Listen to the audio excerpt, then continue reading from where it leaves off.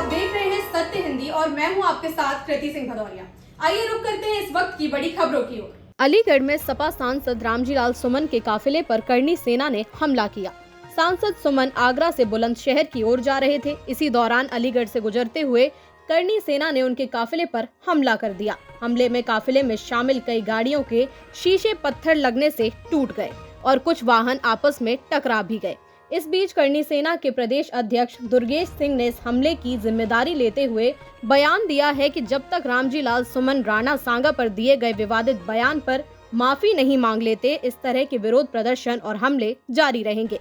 इस हमले के बाद उत्तर प्रदेश के पुलिस प्रशासन पर भी आरोप लगाए जा रहे हैं कि जब पहले ही सांसद को हमले की धमकियां मिल चुकी थी, फिर सुरक्षा के पुख्ता इंतजाम क्यों नहीं किए गए। सपा सांसद रामजीलाल सुमन पर हमले के बाद अखिलेश यादव बोले हैं।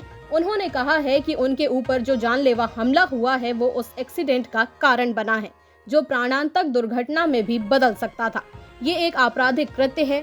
इतने टायर एक साथ इकट्ठा करना एक गहरी साजिश का सबूत खुद है।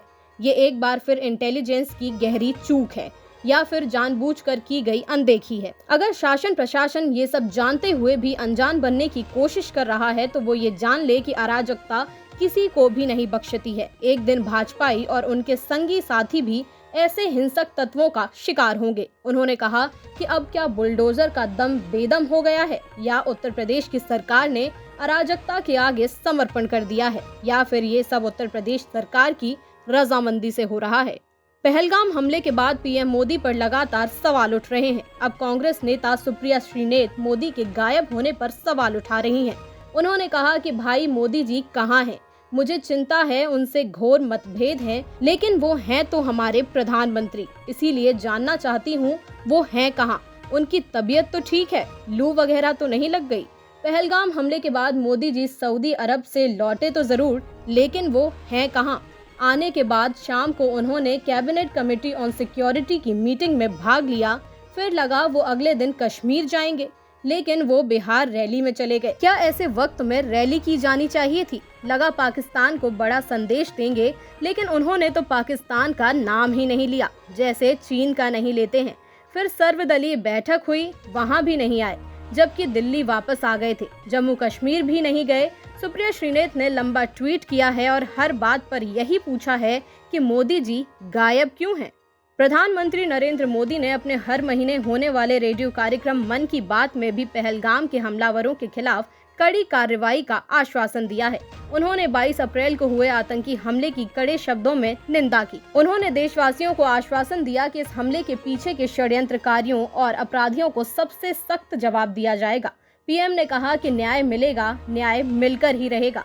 इस हमले के षड्यंत्रकारियों और अपराधियों को सबसे कठोर सजा दी जाएगी। पीएम मोदी ने अपने मन की बात के 121वें संस्करण में कहा कि मेरे दिल में गहरा दुख है। 22 अप्रैल को पहलगाम में हुआ आतंकी हमला हर नागरिक के लिए दुखदाई है। प्रत्येक भारतीय पीड़ितों के परिवार के प्रति गहरी संवेदना महसूस करता है। राष्ट्रीय पुरस्कार विजेता अभिनेता अतुल कुलकर्णी ने हाल ही में श्रीनगर के लिए एक खाली उड़ान भरी और आतंक प्रभावित पहलगाम से तस्वीरें साझा की।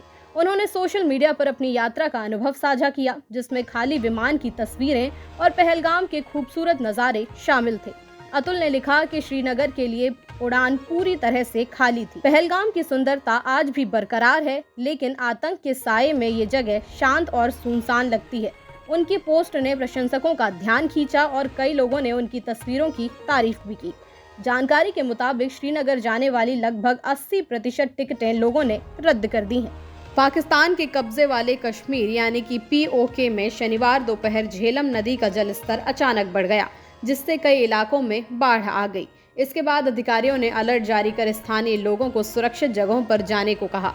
रिपोर्ट्स के मुताबिक प्रशासन ने हट्टियन बाला इलाके में वाटर इमरजेंसी की घोषणा की है। वहीं मस्जिदों से भी लगातार चेतावनी जारी की जा रही है। राजधानी मुजफ्फराबाद के डिप्टी कमिश्नर मुदस्सर फारूक ने स्थानीय निवासियों से झेलम नदी नज़दीक के इलाकों में जाने से बचने के लिए कहा है। उन्होंने झेलम में ज़्यादा पानी छोड़े जाने को भारत की ओर से जानबूझकर उठाया गया कदम बताया। डिप्टी कमिश्नर फारूक ने कहा कि भारत ने झेलम नदी में सामान्य से ज़्यादा पानी छोड़ दिया है, जिस वजह से बाढ़ आई है। अभी घबराने जैसी कोई बात नहीं है।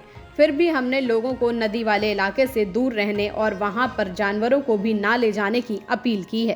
पहलगाम हमले के बाद पाकिस्तान लगातार गीदड़ भभकियां देने में लगा हुआ है। प्रेस कॉन्फ्रेंस में कड़े तेवर दिखाते हुए पाकिस्तान के रेल मंत्री हनीफ अब्बासी ने कहा कि हमारी सभी मिसाइलों का रुख अब भारत की ओर है। अगर भारत ने किसी तरह का कोई दुस्साहस करने का फैसला किया तो उसे इसका बड़ा खामियाजा भुगतना पड़ेगा। अब्बासी ने धमकाते हुए कहा कि हमारे पास दुनिया का सबसे शक्तिशाली परमाणु बम है और हमने अपने गोरी, शाहीन, गजनवी जैसी मिसाइलें और 130 परमाणु बम सिर्फ भारत के लिए रखे हैं।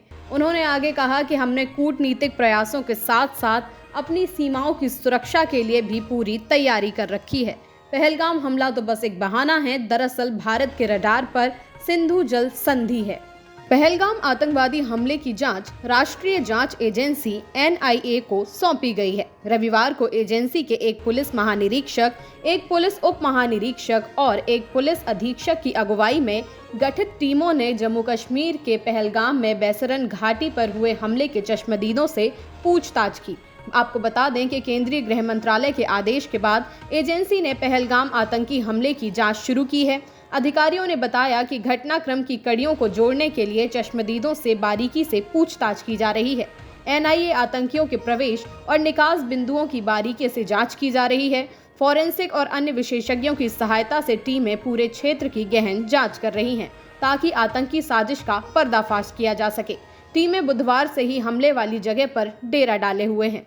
दक्षिणी ईरान के होर्मोजगन प्रांत के बंदर अब्बास शहर में शाहिद राजाई बंदरगाह पर शनिवार को हुए भीषण विस्फोट में कम से कम 14 से ज्यादा लोगों की मौत हो गई और 750 से ज्यादा लोग घायल हैं। माना जा रहा है कि ये विस्फोट कथित तौर पर मिसाइल प्रोपेलेंट बनाने के लिए इस्तेमाल किए जाने वाले रासायनिक पदार्थ की शिपमेंट से जुड़ा हुआ है, लेकिन ईरान में किसी ने भी सीधे तौर पर ये नहीं कहा है कि क्या ये विस्फोट किसी हमले की वजह से हुआ है। विस्फोट से आसमान में धुएं का एक बड़ा गुबार फैल गया और आसपास की इमारतों और कारों को भी भारी नुकसान पहुंचा।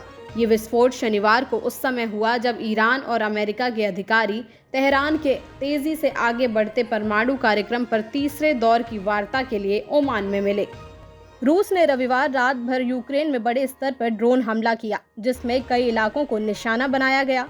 क्षेत्रीय गवर्नर सेर्ही लिसाक ने बताया कि एक व्यक्ति की मौत हो गई और एक 14 वर्षीय लड़की घायल हो गई।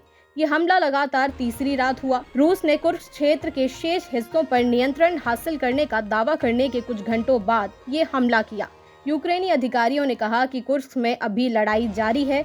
यूक्रेनी वायुसेना ने बताया कि रूस ने हमलों में 149 विस्फोटक ड्रोन और हथियार दागे, जिनमें से 57 को रोक लिया गया और 67 को जाम कर दिया गया। फिलहाल के लिए इतना ही। देश दुनिया की तमाम खबरों के लिए आप देखते रहिए सत्य Hindi.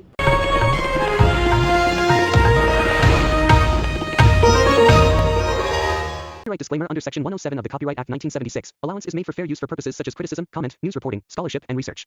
Fair use is a use permitted by copyright statute that might otherwise be infringing.